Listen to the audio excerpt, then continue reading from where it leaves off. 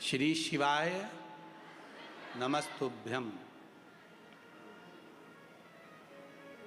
प्रयास करा करो, अगर घर में संपदा लक्ष्मी नहीं आ रही हो, व्यापार व्यवसाय नहीं चल रहा हो, नौकरी सर्विस नहीं मिल रही हो, बहुत तकलीफ हो,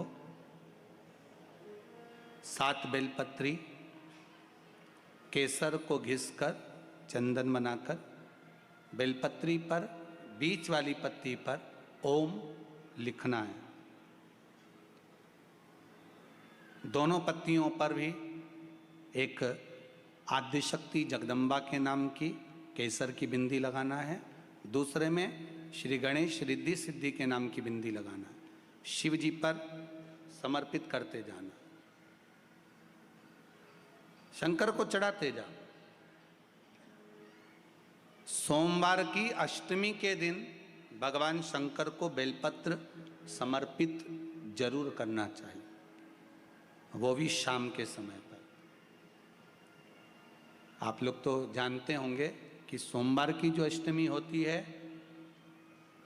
शंकर और पार्वती के मिलन का दिन होता है। किसके मिलन का है? जम के बोलिए।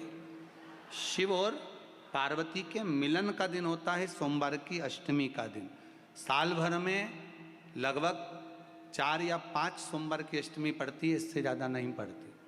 पर भाग्यशाली हो आप सब, अब की बार तो लाइन से 2 बार पड़ रही है। शायद एक 27 दिसंबर की पढ़ना चाहिए और एक 10 जनवरी की पढ़ना चाहिए, जहाँ तक ऐसा उम्मीद है। अभी देखा नहीं पंचांग, पर ऐसा उम्मीद है कि 27 दिसंबर की पढ़ना चाहिए और 10 जनवरी की पढ़ना चाहिए, सोमवार अष्टमी।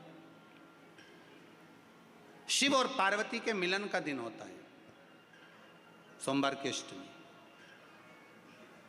इसमें मां जगतजननी जगदम्बा अपनी 64 योगिनियों को लेकर शंकर भगवान के सामने नृत्य करती हैं जब सोमवार की अष्टमी पड़ती है। जैसे शिवरात्रि का महत्व होता है, उसी तरह सोमवार की अष्टमी का महत्व होता है। जब 64 योगिनियां माता शंकर भगवान के सामने नृत्य करती हैं, तब भगवान शिव उठकर खड़े होकर उन 64 योगिनियों को अपने हस्त कमल पर धारण करते हैं। और हस्त कमल पर धारण करते हैं तब उन 64 योगिनियों को लक्ष्मियां प्रदान करती हैं। लक्ष्मियों को, लक्ष्मी माता को वो 64 योगिनियां दी जाती हैं। लक्ष्मी मैया उन 64 योगिनियों को भगवान विष्णु के पास लेकर जाती हैं। भगवान नारायण उन 64 योगिनियों को ब्रह्मदेव के पास लेकर जाते हैं। उन 64 योगिनियों को ब्रह्मा जी ब्रह्माणी को प्रदान करते हैं। ब्रह्माणी उस 64 योगिनियों को ले जाकर माँ जगतजननी आद्यशक्ति को देती हैं। आद्यशक्ति उन 64 योगिनियों को ले जाकर शिव को समर्पित करती हैं।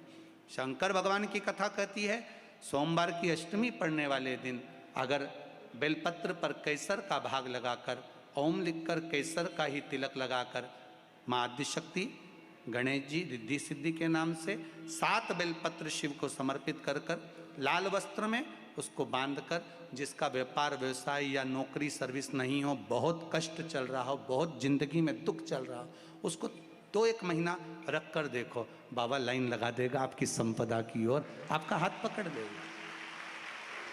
सोमवार की अष्टमी शिव को रिझाने की होती है, भगवान शंकर को मनाने के लिए, शिव को प्राप्त करने का एक साधन है।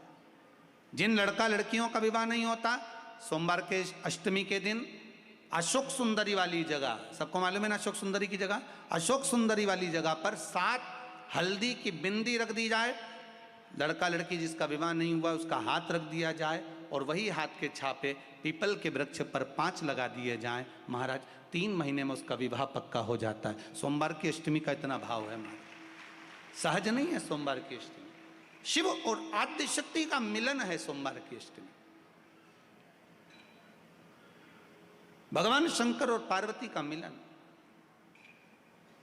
ऐसी कौन सी कामना है जो शिव पूर्ण नहीं करते? बस आपका विश्वास, आप उस पर भरोसा करना तो पूर्ण करना। पूर्ण भरोसा मतलब छोड़ दिया छोड़ दिया। पूर्ण भरोसा मतलब शंकर जी के मंदिर में नारियल नहीं फूटता, फूटता है क्या?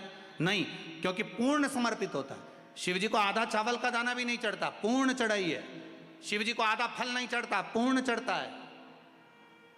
श्रीफल भी चढ़ेगा तो पूर्ण चढ़ेगा। शंकर भगवान के पास में आधे का कोई काम नहीं है, उनको पूर्ण समर्पण चाहिए। आपका पूर्ण समर्पण अगर आप दोगे तो शिव उसको स्वीकार करेगा। शिव जी पे विश्वास कितना करना चाहिए। कई लोग पूछते हैं महाराज जी आप बताओ शंकर भगवान पे विश्वास कैसे करें। तो हमने कहा जैसे पायलट पर करते हो वैसे भगवान शंकर पे करो। जैसे ट्रेन में बैठते हो तो ट्रेन चलाने वाले ड्राइवर पर करते हो, ऐसे शंकर भगवान पर करो। बस में बैठते हो तो बस के ड्राइवर पर करते हो, ऐसा भगवान पर करो। पायलट कैसा हवाई जहाज चला रहा है आपको मालूम है क्या? जम के तो बोलो, जम के बोलो।